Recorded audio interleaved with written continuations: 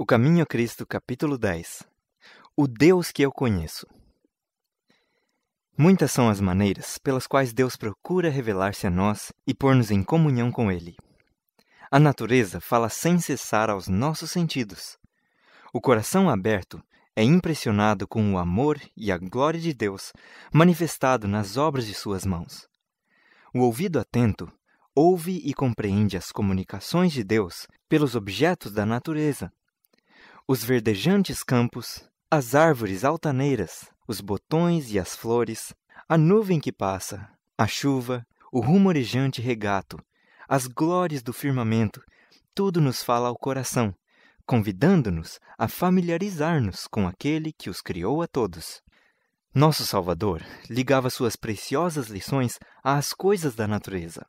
As árvores, os pássaros, as flores dos vales, as colinas, os lagos, o belo firmamento, assim como os incidentes e o ambiente da vida diária, tudo ligava-o ele às palavras de verdade, para que suas lições fossem assim muitas vezes trazidas à memória, mesmo em meio dos absorventes cuidados da trabalhosa vida humana.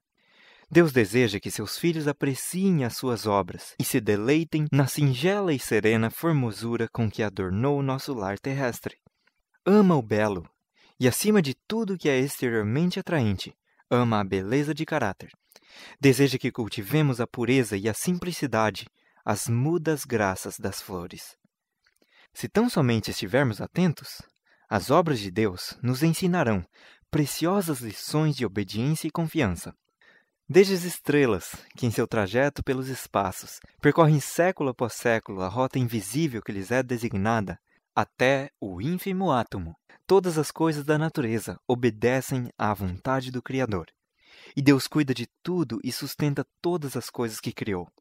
Aquele que mantém os inumeráveis mundos através da imensidade, ao mesmo tempo cuida das necessidades do pequeno pardal, que confiante solta o seu humilde gorjeio.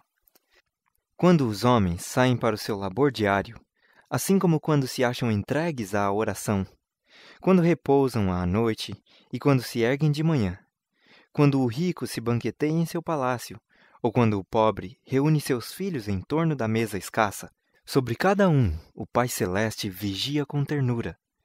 Nenhuma lágrima é vertida sem que Deus a note. Não há sorriso que ele não perceba. Se tão somente crêssemos isso plenamente, desvanecer-se-iam todas as ansiedades inúteis. Nossa vida não estaria tão cheia de decepções como agora, pois tudo, quer grande, quer pequeno, seria confiado às mãos de Deus, que se não embaraça com a multiplicidade dos cuidados, nem é dominado por seu peso. Havíamos de desfrutar, então, um repouso de alma, ao qual muitos têm sido por muito tempo alheios. Enquanto vos deleitais nas atraentes belezas da terra, pensai no mundo por vir, o qual não conhecerá jamais a mancha do pecado e morte, onde a face da natureza não mais apresentará as sombras da maldição. Representai-vos na imaginação o lar dos remidos, e lembrai-vos de que ele será mais glorioso do que o pode pintar vossa mais brilhante imaginação. Nos variados dons de Deus na natureza, só discernimos o mais pálido vislumbre de sua glória. Está escrito: as coisas que o olho não viu e o ouvido não ouviu, e não subiram ao coração do homem, são as que Deus preparou para os que o amam. 1 Coríntios 2:9. Poetas e naturalistas têm muito que dizer acerca da natureza, mas é o cristão quem mais sabe apreciar as belezas da terra, porque reconhece a obra de seu Pai e percebe seu amor em cada flor, arbusto ou árvore. Ninguém pode apreciar plenamente a significação de montes e vales, rios e lagos, se não os olha como uma expressão do amor de Deus ao homem. Deus nos fala por meio de suas operações providenciais e pela influência de seu Espírito sobre o coração. Em nossas circunstâncias e ambiente, nas mudanças que diariamente se realizam ao nosso redor, podemos encontrar preciosas lições, se nosso coração está aberto para discerni-las.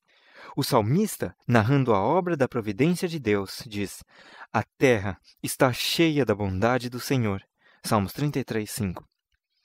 Quem é sábio, observe estas coisas e considere atentamente as benignidades do Senhor. Salmo 107, 43. Deus nos fala a nós por sua palavra. Aí temos em linhas mais claras a revelação de seu caráter, de seu procedimento com os homens e da grande obra de redenção. Aí está aberta perante nós a história de patriarcas e profetas e outros homens santos da antiguidade. Eram homens sujeitos às mesmas paixões que nós. Tiago 5,17. Vemos como lutavam com abatimentos iguais aos nossos, como caíam sob tentações como também nós o temos feito, e contudo de novo se animavam e venciam pela graça de Deus. E considerando esses exemplos, ficamos animados em nossas lutas por conseguir a justiça.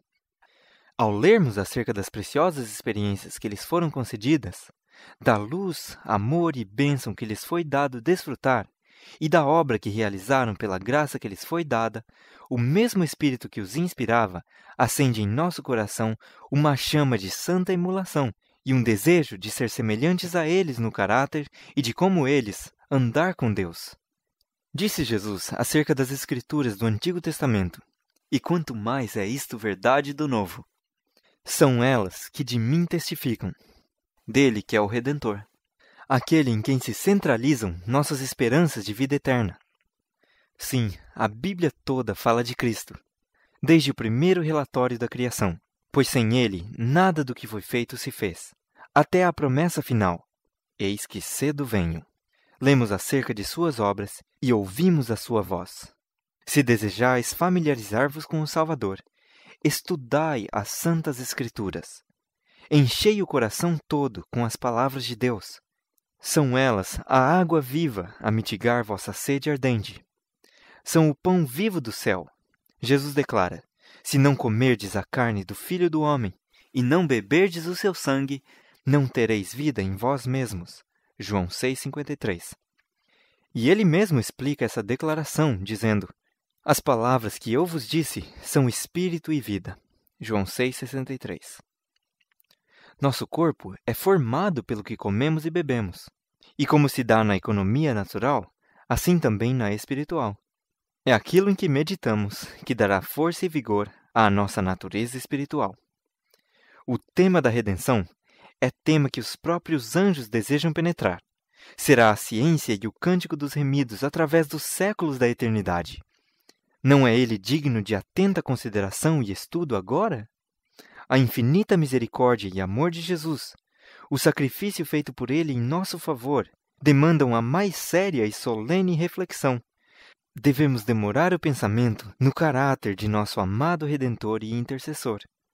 Devemos meditar na missão daquele que veio salvar seu povo dos seus pecados.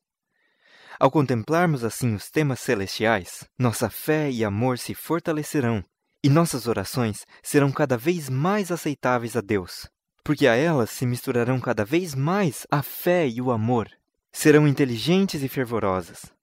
Haverá mais constante confiança em Jesus, e uma diária e viva experiência em seu poder de salvar perfeitamente a todos os que por ele se chegam a Deus.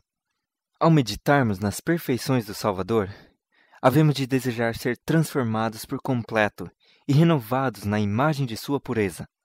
A alma terá fome e sede de tornar-se semelhante àquele a quem adoramos. Quanto mais nossos pensamentos se demorarem em Cristo, tanto mais falaremos dele aos outros e o representaremos perante o mundo. A Bíblia não foi escrita para os doutos unicamente. Ao contrário, destina-se ao povo comum. As grandes verdades indispensáveis para a salvação, nela se acham reveladas com a clareza da luz meridiana, e ninguém errará nem perderá o caminho, a não ser os que seguirem seu próprio juízo em vez da vontade de Deus claramente revelada. Não devemos aceitar o testemunho de nenhum homem quanto ao que ensinam as Escrituras, mas sim estudar por nós mesmos a palavra de Deus. Se permitirmos que outros pensem por nós, nossas próprias energias e habilidades adquiridas se atrofiarão. As nobres faculdades do espírito podem, pela falta de exercício sobre temas dignos de sua concentração, ficar tão debilitadas que percam a capacidade de apanhar a profunda significação da palavra de Deus. O espírito se ampliará se for empregado em pesquisar a relação dos assuntos da Bíblia, comparando passagem com passagem e coisas espirituais com coisas espirituais. Nada há mais apropriado para fortalecer o intelecto do que o estudo das Escrituras. Nenhum outro livro é tão poderoso para elevar os pensamentos, para dar vigor às faculdades, como as amplas e enobrecedoras verdades da Bíblia. Se a palavra de Deus fosse estudada como devera ser, os homens teriam uma largueza de espírito, uma nobreza de caráter e firmeza de propósito, que raro se vêem nesses tempos.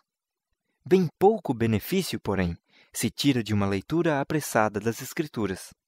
Poder-se-á ler a Bíblia inteira e, contudo, deixar de reconhecer-lhe a beleza ou compreender-lhe o sentido profundo e oculto.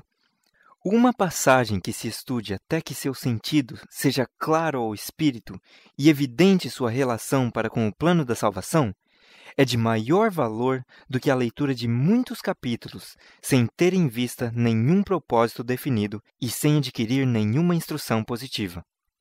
Levai convosco a Bíblia. Quando tiverdes oportunidade, lede-a. Fixai as passagens na memória. Mesmo enquanto estais a andar pela rua, podeis ler uma passagem e meditar sobre ela, fixando-a assim. Não conseguiremos sabedoria sem fervorosa atenção e estudo acompanhado de oração. Algumas porções da Escritura são efetivamente tão claras que não podem ser mal compreendidas, mas outras há cujo sentido não está sobre a superfície, de modo que possa ser apanhado de relance. É preciso comparar passagem com passagem. Tem de haver cuidadoso estudo e reflexão acompanhada de orações. E tal estudo será ricamente compensado. Como o mineiro descobre veios de precioso metal sobre a superfície da terra, assim aquele que buscar perseverantemente a palavra de Deus como a tesouros escondidos, encontrará verdades do mais alto valor, as quais se acham ocultas à vista do pesquisador descuidado. As palavras inspiradas, meditadas no coração, serão como torrentes que brotam da fonte da vida. Nunca deve a Bíblia ser estudada sem oração. Antes de abrir suas páginas, devemos pedir a iluminação do Espírito Santo e ser-nos-á dada. Quando Natanael veio a Jesus, o Salvador exclamou: Eis aqui um verdadeiro israelita, em quem não há dolo. Natanael volveu: De onde me conheces tu? E Jesus respondeu: Antes que Felipe te chamasse, te vi eu, estando tu debaixo da figueira. João 1, 47 e 48. E Jesus ver-nos-á também nos lugares secretos de oração, se dele buscarmos a luz para saber qual a verdade. Anjos do mundo da luz assistirão a aqueles que, em humildade de coração, buscarem a guia divina. O Espírito Santo exalta e glorifica o Salvador. É sua missão apresentar a Cristo a pureza de sua justiça e a grande salvação que por ele nos pertence. Jesus disse: Ele há de receber do que é meu, e vô-lo-á de anunciar. João 16,14. O Espírito de verdade é o único mestre eficaz da verdade divina. Quanto não deve Deus ter estimado a raça humana, para que desse o seu Filho a fim de por ela morrer, e designasse o seu Espírito para ser o mestre e constante guia do homem. O fim do capítulo 10 do Caminho a Cristo.